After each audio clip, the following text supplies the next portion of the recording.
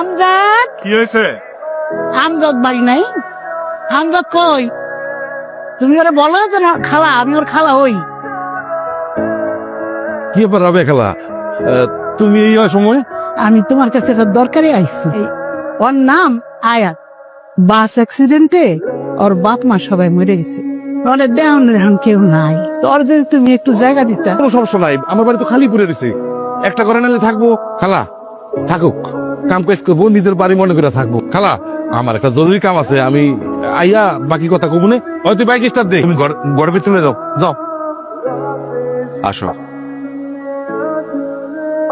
ওই যে ওইটা তোমার সিট। নাম কি তোর?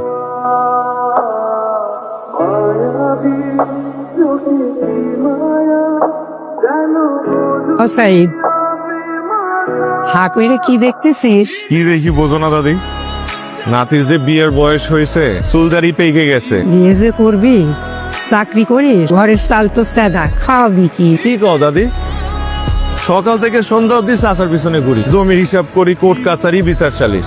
তাদের আমি চাকরি তো করতেছি। বুঝলাম চাকরি করিস, মাইয়া ডেকে কোন বাড়ির মাইয়ে? আছে একজন, পরে কবানে। এক গিলাস পানি দেন দিনি। আপনার মতো সুন্দরী যদি খুশি মনে এক গিলাস পানি দিতেন, সেটা খেয়ে মরে গেলেও কোনো আফসোস আসছিল না। চালাই দিলেন কেন? লাগে পানি না খেয়ে মরে যাব, কিন্তু মন থেকে না দিলে পানি খাবো না। আমি কখনো আপনার মন খারাপ করার সুযোগ দিব না। সবাই এটাই বলে, কিন্তু পরে সবাই ভুলে যায়। সবাই আমার লগে মিলায়েন না, আমি ওয়াদা রাখা লোক। কি কথা? সবসময় আপনার মন ভালো রাখার ওয়াদা।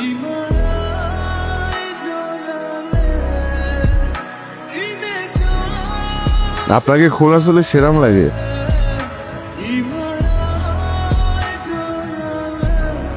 আয়াত, এদিকে আয়।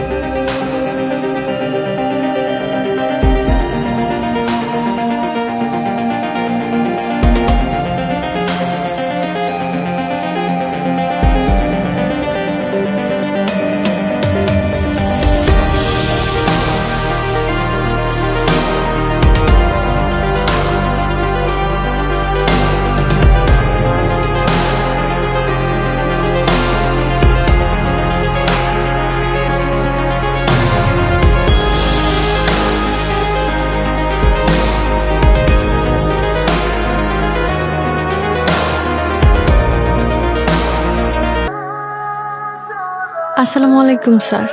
ওয়ালাইকুম আসসালাম। আমার বাবার নাম মাসুদ হাসান, আপনার বাবার বন্ধু ছিলেন। আমার কাছে আপনারে দেওয়ার মতো অত টাকা পয়সা নাই তো স্যার, দয়া করে সাইফরে বাঁচান। বিশ্বাস করেন, ওর মতো ভালো মানুষ হয় না। আপনি মামলাটা নেন স্যার। সাইফ আমার জন্য জেল খাটতেছে। তার হাজবেন্ড? তার মানে একবারে বিয়ে করেন। দেখি ফাইলটা দেখি, ওগুলো আপনার কাছে রাখেন। দেখি আপনার জন্য কত কি করতে পারি। দেখুন তো কিছুই খেয়ে পড়ছেন না। আমার জানা মতে ওই রাতে চেয়ারম্যান আয়াতের সঙ্গে ধস্তাধস্তি করে, আয়াতের সংরক্ষণী করার চেষ্টা করে, ঠিক তো? আমজাদরে ফাঁসি দিলি দেন, যা ইচ্ছা করেন, তারপরে ওই রাত নিয়ে কোনো উল্টোপাল্টা কথা বলবেন। জানতে হবে, আপনি যদি আমাকে সবকিছু খুলে না বলেন আমি তো কিছু করতে পারবো না। রাতে আসলে কি ঘটেছিল আপনি কথা বোঝেন না। আমি এখানে আয়াতের উদাহরণ খেয়ে এসেছি।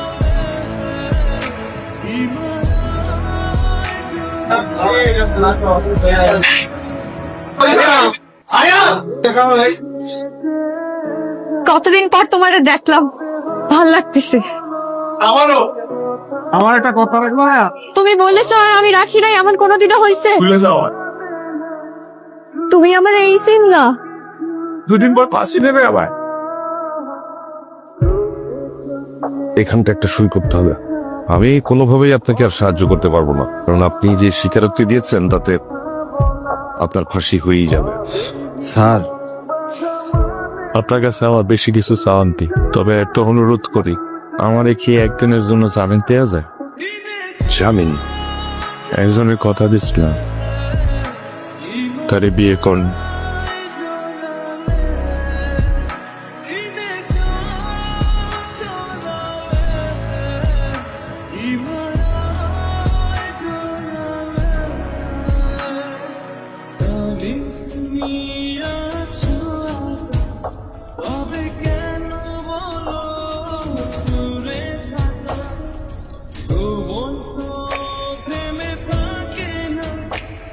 আমি মারা গেলে তুমি আমার দেখতে আসবা, আমার জন্য কাঁদবা।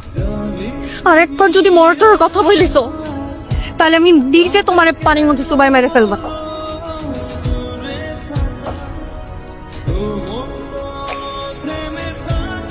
তোমাকে আমি সাদা কায়ে থাকে। আদালতে উপস্থিত সমস্ত তথ্য প্রমাণ পর্যালোচনার পর আদালত এই সিদ্ধান্তে উপনীত হয়েছে যে স্বামী সাইদকে বাংলাদেশ দণ্ডবিধি ধারা 302 অনুযায়ী মৃত্যুদণ্ডে দণ্ডিত করা হলো। ট্রাইড মাই বেস্ট, কিন্তু আমার কিছুই করার ছিল না। আপনি নিজেই নিজের রাজসাক্ষী, সেখানে আমি আর কি বা করতে পারি বলুন? আপনার ধন্যবাদ, একদিনের জন্য আমার জামিন দিয়ে আমার বিয়ের ব্যবস্থা করে দেবেন। শেষবারের মতো একবার দেখা করতে পারবেন। আপনার মতো পাগল প্রেমিক আমি জীবনে দেখিনি। 7 দিন পর আমার ফাঁসি। এই শহরে কত মানুষ খুন করে বুক ফুলে চলতেছে, আর তুই যেটা করছস এটা দর্শকরে খুন করছস। তুই এটা তো অপরাধ না। বাদ দে না, এই বিষয় নিয়ে কথা বলে তো এখন লাভ নেই। কেন কথা কবি না তুই? দেখ, আমি চাই না আমার মৃত্যুর পর আমার বোরে নিয়ে কেউ উল্টা পাল্টা কথা বলুক, তার বদনাম হোক। তুই হাইতে দাবি তার ফাঁসি হবে না, তুই বাঁচতে যাবি।